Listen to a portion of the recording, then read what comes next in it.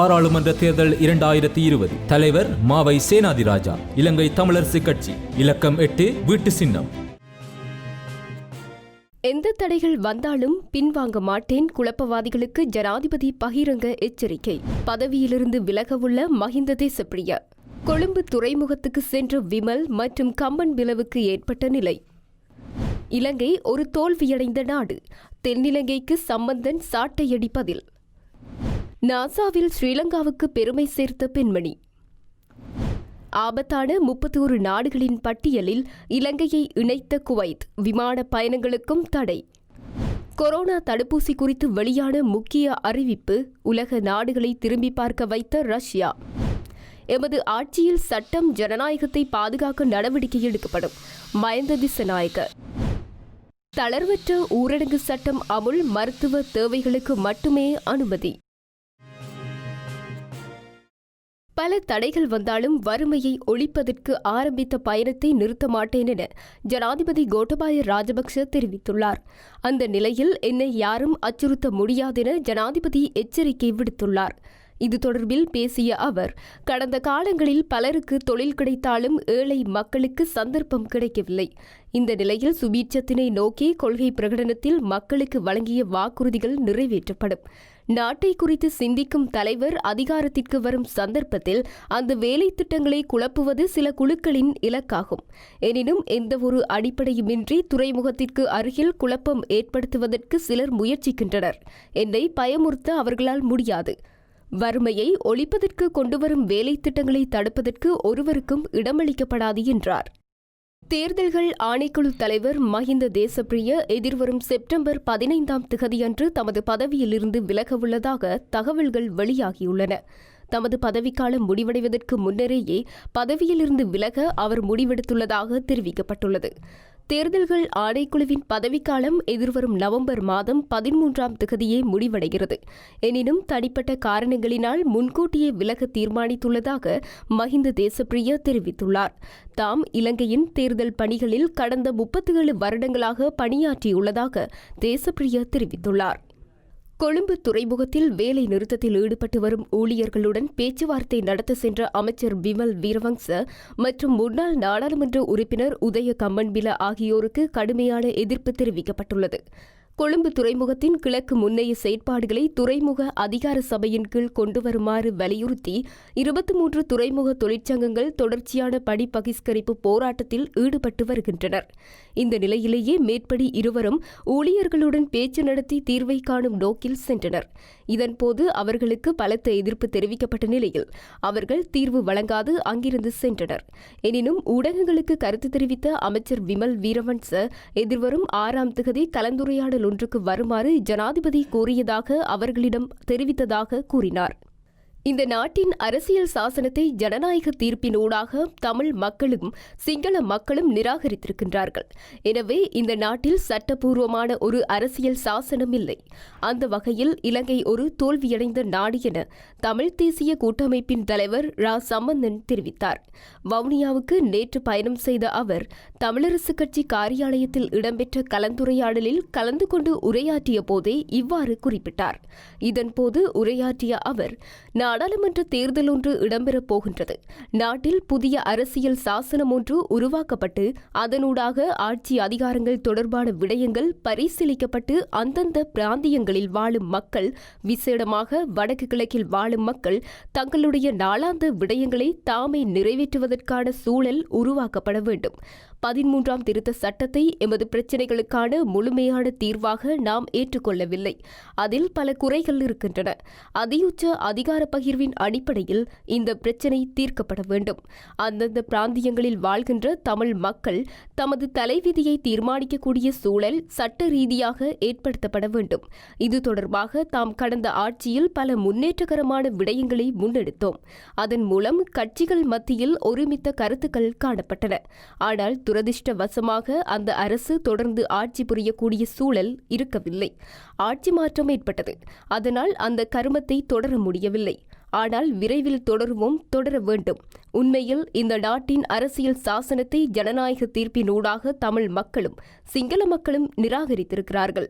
எனவே இந்த நாட்டில் சட்டப்பூர்வமான ஒரு அரசியல் சாசனம் இல்லை. அந்த வகையில் இலங்கை ஒரு தோல்வியடைந்த நாடு என்றார். செவ்வாய் கிரகத்தில் உயிர் வாழ முடியுமா என ஆராய்வதற்காக ரோவர் என்ற விண்கலம் ஒன்றை நாசா விண்ணில் செலுத்தியுள்ளது.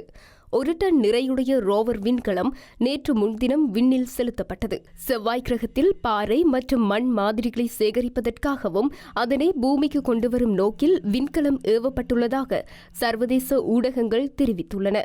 இந்த ஆய்வு உபகரணத்தை நிர்மாணிப்பு பணிகளில் இலங்கை பெண் பொறியியலாளர் ஒருவரும் உள்வாங்கப்பட்டிருந்தார். மெலனி நிலந்தி மகாராஜ் எனப்படும் இந்த பொறியியலாளர் அமெரிக்க கேம்பிரிட்ஜ் பல்கலைக்கழகத்தில் வர்த்தகம் தொடர்பான கல்வி தொடர்பில் பட்டப்படிப்பு ஒன்றை பயின்று வருகின்றார். கொழும்பில் பிறந்த அவர் கஸ்கிச மகளிர் வித்தியாலயத்திலும் பம்பலப்பிட்டி தூய பவுல் மகளிர் கல்லூரியின் பழைய மாணவி என்றும் கூறப்படுகிறது. 2003ஆம் ஆண்டு தனது கணவன் மற்றும் பிள்ளைகளுடன் அமெரிக்காவில் குடியேறியவர் பின்னர் கலிபோர்னியாவில் பல்கலைக்கழகத்தில் ஆரம்ப பட்டப்படிப்பை பெற்று விமானம் தயாரிக்கும் பொறியியல் துறையில் தனது தொழிலை தெரிவு செய்துள்ளார். 2015ஆம் ஆண்டு அவர் நாசா நிறுவனத்துடன் இணைந்துள்ளதாக குறிப்பிடப்படுகின்றது. மார்ஸ் ரோவர் என்ற இயந்திரத்தின் மின்சுற்றின் இயந்திர வடிவமைப்பை தயாரிப்பதற்கு முழுமையான உதவிகளை அவர் மேற்கொண்டுள்ளதாக ஊடகங்கள் தெரிவித்துள்ளன. இலங்கை உட்பட அதிக ஆபத்தான 31 நாடுகளுக்கான வர்த்தக விமானங்களுக்கு குவைத் தடை செய்துள்ளது. குவைத் சிவில் விமான போக்குவரத்து இயக்குநரை மேற்கோள் காட்டி சர்வதேச ஊடகங்கள் இந்த தகவலை வெளியிட்டுள்ளது. இந்த பட்டியலில் இந்தியா, பாகிஸ்தான், எகிப்து, பிலிப்பைன்ஸ், லெபனான் மற்றும் இலங்கை ஆகிய நாடுகள் உள்ளடங்குகின்றன. இந்த அனைத்து நாடுகளையும் சேர்ந்த அதிக எண்ணிக்கையிலான வெளிநாட்டவர்கள் குவைத்தில் பணிபுரிந்து வருகின்றனர். இந்த பட்டியலில் சீனா, ஈரான், பிரேசில், மெக்சிகோ, இத்தாலி மற்றும் ஈராக் ஆகிய நாடுகளும் உள்ளடங்கும். குவைத் நாட்டில் வர்த்தக விமானங்கள் ஓரளவு மீண்டும் இயங்க தொடங்கிய நாளில் இந்த தடை அறிவிக்கப்பட்டிருந்தது. குவைத் சர்வதேச விமான நிலையம் நேற்று முதல் சுமார் 30% இயங்கும் என அதிகாரிகள் கூறியுள்ளனர். எதிர்வரும் மாதங்களில் இந்த நடவடிக்கை படிப்படியாக குறைவடையும் என குறிப்பிடப்படுகின்றது. குவைத்தில் 67,000 கொரோனா நோயாளிகள் அடையாளம் காணப்பட்டுள்ள நிலையில் 500 பேர் வரையில் உயிரிழந்துள்ளமை குறிப்பிடத்தக்கது.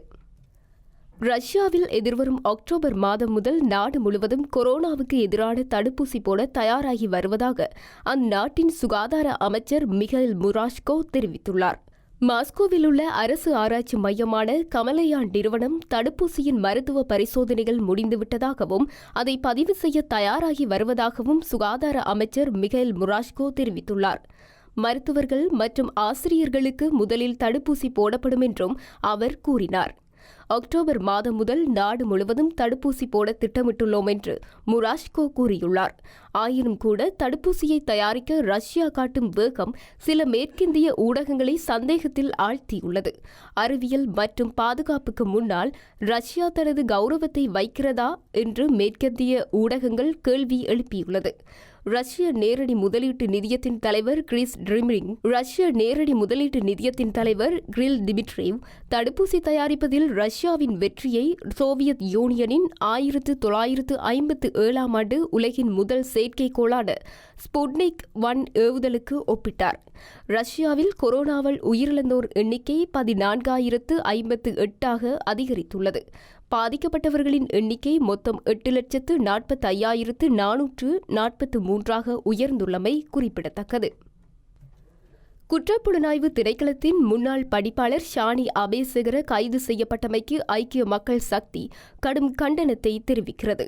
எமது ஆட்சியில் சட்டம், ஜனநாயகத்தை பாதுகாப்பதற்காக நடவடிக்கை எடுக்கப்படும் என்று முன்னாள் நாடாளுமன்ற உறுப்பினர் மஹிந்த திசாநாயக்க தெரிவித்தார்.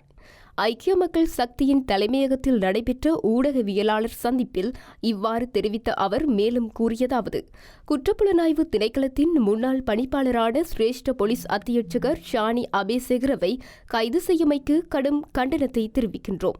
இவரது கைதினூடாக அரசாங்கம் தமது கூற்றின்படி செயற்படாதவர்கள் அரசு அதிகாரிகளாக இருந்தாலும், சுயாதீன ஆணைக்குழுக்களை சார்ந்தவர்களாக இருந்தாலும் அவர்களுக்கு எதிராக நடவடிக்கை எடுப்போம் என்பதை கூறவே முயற்சி முயற்சிக்கின்றது. இவ்வாறான நிலையில் நாட்டின் சட்டத்தை பாதுகாக்குமாறும் குடும்ப ஆட்சிக்கு நாட்டை கொண்டு செல்ல வேண்டாம் என வலியுறுத்துகின்றோம். ஐக்கிய மக்கள் சக்தியின் தலைவர் சஜித் பிரேமதாசவின் தலைமையிலான ஆட்சியில் ஜனநாயகம், சட்டத்தை பாதுகாக்க நடவடிக்கை எடுக்கப்படும்.